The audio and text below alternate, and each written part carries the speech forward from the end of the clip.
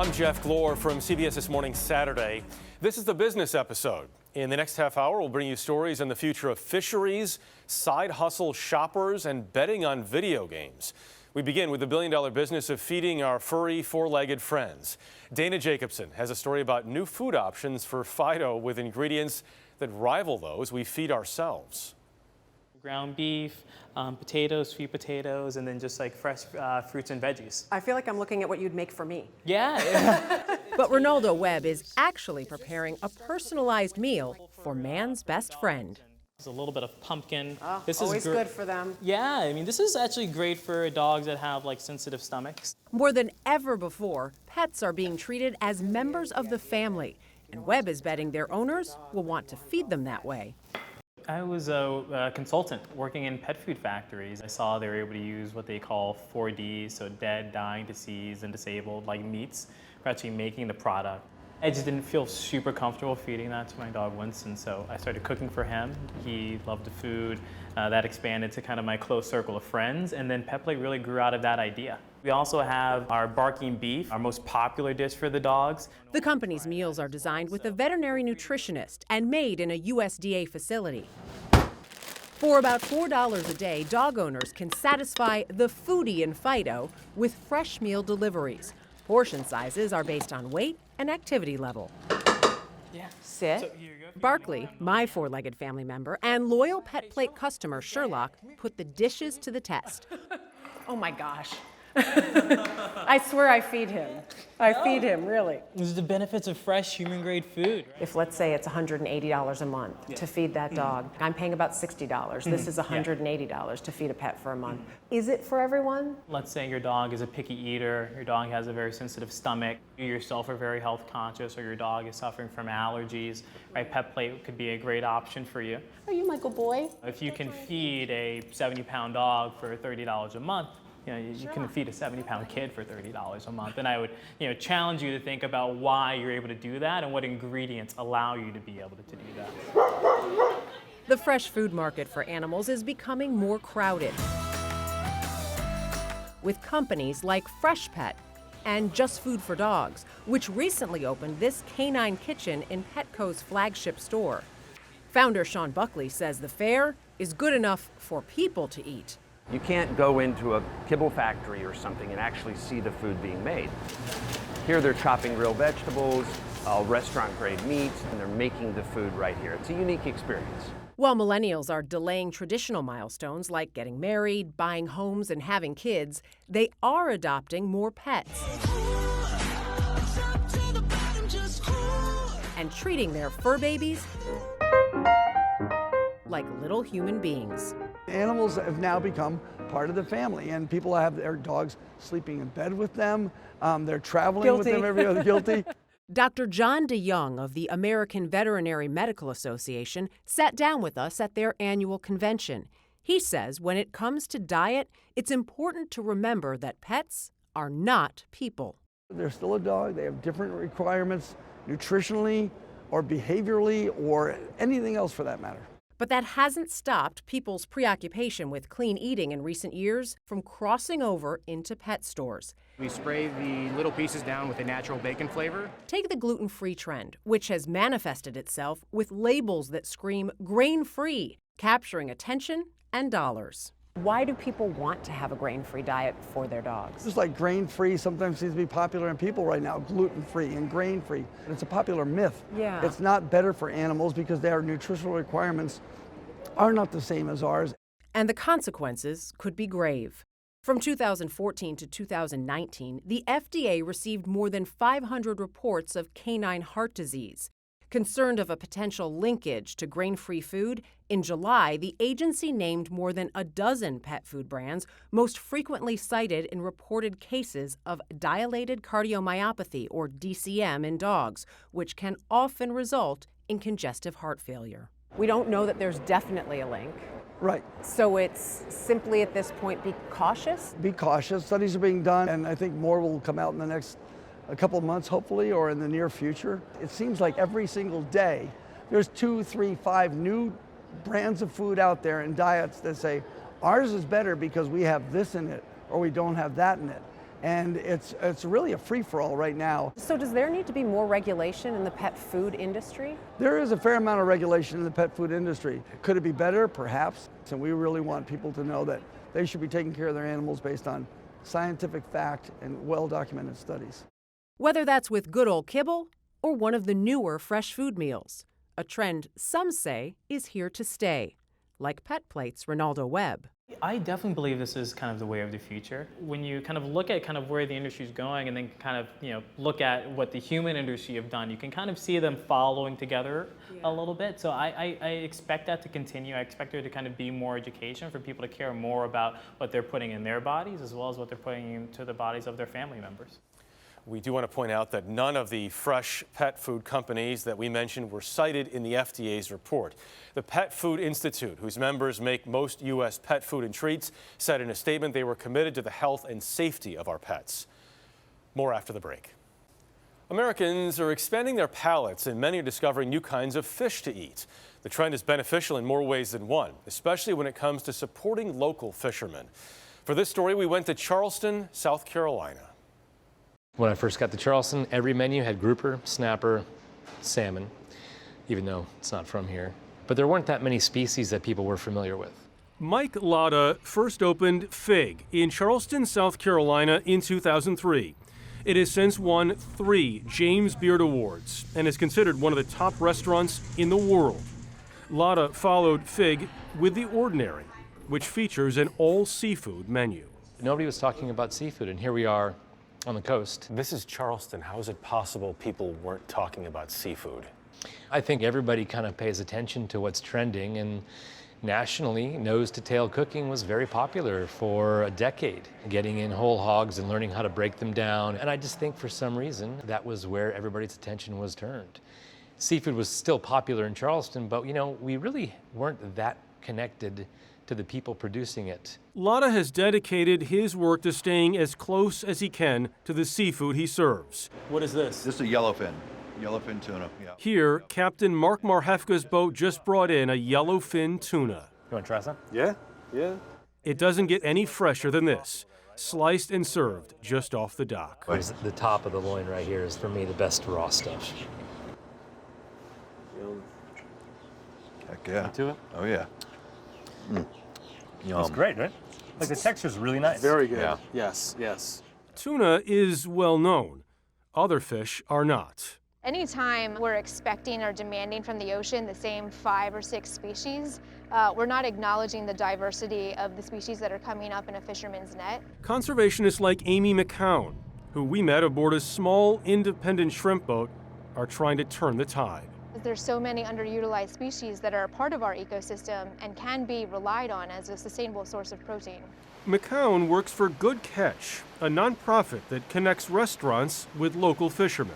That means fishermen being open to different catches. It means people, when they're at restaurants, being open to eating different fish. Absolutely. Fishermen are waiting. They are ready for people to say, yeah, I want to eat scup. Or a few years ago here in Charleston, it was wreckfish. I mean, there are these species out there, and fishermen are just waiting for them to actually be demanded enough that they bring something, they bring value back at the dock. McCown says looking local and in season is key. Ideally, consumers should also be able to find out where their fish was caught, how, and by whom. 99% of people who are buying fish at their local market aren't getting that information. You're right. What we see when people go into the grocery stores, they go to the fruit section, they know they want no GMOs, then they want organics. When they go to the beef and eggs, they want grass-fed, free range. When they go to the seafood counter, they say, all right, what's on sale? And so how do we spread those values of the other areas of the market into the seafood counter? And that is through having conversations like this. Why hasn't that conversation reached the seafood counter yet? I think it's because seafood and fisheries is just so complex. In Charleston, progress is being made. Now, in Latta's restaurants, fish most of us haven't heard of are hits. We can sell amberjack, we can sell porgy, sheep's head, rudderfish. There's a host of species that you would never have seen on a menu 20 years ago that you do now. And the good thing is that people are much more adventurous. In his kitchen, Latta cooked us a fitting arrangement. A good way to do it is to go to a restaurant that you trust and let them make something new for you. Okay, so this is shallow braised wreckfish, burride. This is a hog snapper with red lime ponzu, smoked amberjack pate, and then one of my favorites is the peel and eat shrimp. These are so clean, right? Sweet. Yeah. Sweet, yeah. Fishing and fish, right, is the only wild foods that we eat. My interest in seafood cookery was born from the diversity of species that we get in on a daily, weekly basis. And to imagine my world without the pleasure of that variety of seafood, I don't know where I would find my inspiration. Anyway, so that's what we do. To you, thank you very much. Thanks for coming by. Sure, it was a riot. Amazon makes it easy. Push a button, something arrives at your door. But behind the scenes, there are movers and shakers hustling to make a profit off your purchases. We'll be right back with that story. Did you know the items you purchased online could have been sitting on your local store shelves just moments before you paid for them? Michelle Miller hit the road with bargain hunters who were shopping just to sell. I'm hoping to find some toys today. Chris Anderson goes to great lengths to land a deal. Logging 40,000 miles a year in his van, Anderson is an Amazon seller practicing retail arbitrage. Here's how it works. A seller like Anderson buys an item for a discounted price in one market, like a store, and then sells it for a profit in another market, such as Amazon. When Anderson spots a promising deal, he uses a smartphone app to see just how much and how often it's selling for online. Then he scales up, buying it again and again. It all goes into his van and then to his 200,000 square foot warehouse in central Pennsylvania. Once it sells, it goes to an Amazon fulfillment center and then on to the buyer. It's bargain hunting on a big scale, and Anderson pockets the profit. All of this here is about $2,000 worth of soy sauce, and I bought it from a trader in Philadelphia. And you're going to sell it for? Probably $5,000 to $10,000. Yeah. That's a lot of money. It is. But it's also a lot of work. How far have you gone to find your deals? Oh, I've driven all the way down to Florida, all the way up to Maine, Massachusetts, gone all the way out to Iowa, pretty much anywhere. I bet you found some unusual things. Oh, absolutely. One of the more unusual things I found was a whole bunch of beer tap handles. I found about 200 of those at a store, and they're like 40, 50 bucks on eBay and Amazon. And I was buying them for $5 and sold them all real fast. People love them. So it's the unusual. Yeah. It's the discontinued, the hard to find. I'm gonna play a game with you. Name that item. Back scratcher. I've never sold back scratchers. Fur coats. Don't do fur.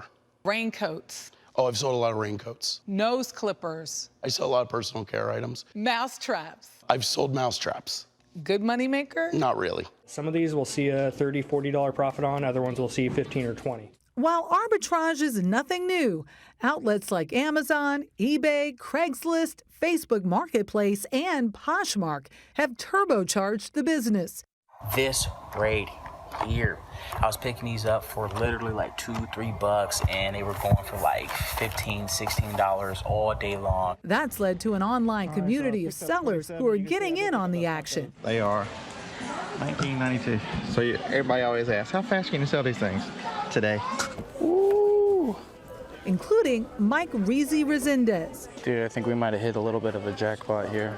He's been selling products online for 15 years. But when I looked this up on Amazon, the rank is $109,000 in home improvement, which isn't bad, but selling it for $43.25 FBA would only pay out $33.18, and since we have to pay $35 plus tax to buy this, that is a no-go. Now Reezy says he's done $5 million in sales on Amazon alone, often spending thousands of dollars on a single shopping trip to flip all this merchandise. We have so much data available to us as sellers. It's not like back in the day when you ran a store and you ordered product, you don't know what's going to sell. Well, I know what's selling, I know how fast it's selling, I know what it's selling for on average, and so I know how much I can buy. There's not a lot of guesswork involved in it. It's like $310 in profit minimum to as much as $600 in profit in there right there, 30 minutes later. But Reezy takes it a step further. His YouTube channel, Reezy Resells, is dedicated to helping novice sellers stay in the black. Clearance stuff is down low and up high. And then you let other people in on how good you got?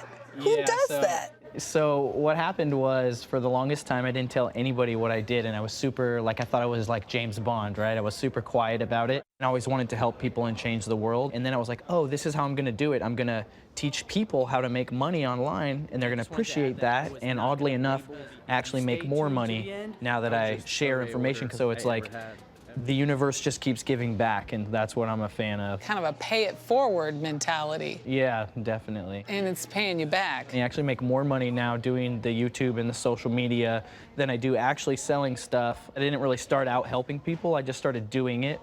And then what happened was I would get messages from people, and they'd be like, oh, you helped me. Oh, we're in Disneyland with the kids, and it's all because of you. You know, people would find me in public and approach me crying.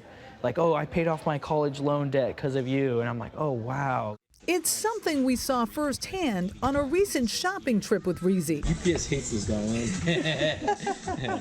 I saw a couple of your videos. I like how you're giving people tips, as a side income, it does help. Do you really feel as though he's providing a public service? He is. But while folks like Reezy make it look easy, there are plenty of risks involved. If this is going to be your actual way of making a living, then there are hard costs that are wired into the process. So it's not just the warehouse, and it's the time, and it's insurance, and it's being able to actually keep track of what you have. It's not for everybody, and I think it's probably not for most people. But that doesn't keep Chris Anderson from living a life out on the road. You must love it. I do. I absolutely love it. This has been the best job I've ever had. Slots, blackjack, poker, sports, everything is a betting game in Vegas. So how about video games? Guess that too. We'll tell you more right after the break. The mecca of gambling, Las Vegas, is starting to offer new games of skill in an effort to appeal to a new generation. They're giving video game players the chance to test their abilities and win big cash prizes. Here's Michelle Miller. Battle, fight.